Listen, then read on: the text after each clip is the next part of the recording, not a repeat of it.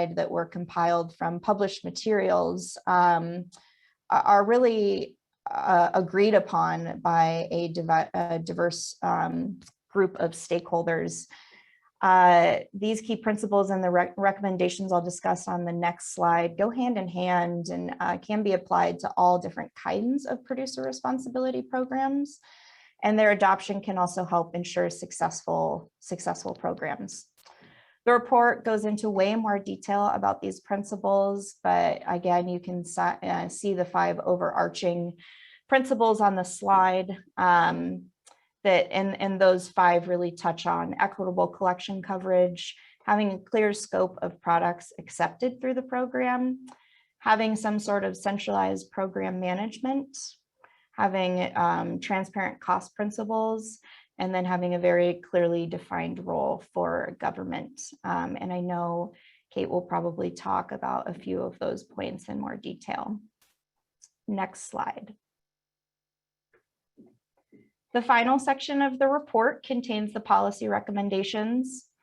Those provide high-level guidance that should be considered when drafting policy. Some general takeaways or findings are that there's a lot going on right now in the EPR world. Things are developing and evolving very quickly. Therefore, we don't necessarily need to recreate the wheel when it comes to drafting policy. However, we need to ensure whatever program is proposed works for everyone in Colorado, especially given our existing waste collection infrastructure and a lack of recycling access for many people across the state. There is no one size fits all when it comes to producer responsibility, but following commonly accepted principles can ensure a program that works for all and leads to positive environmental outcomes.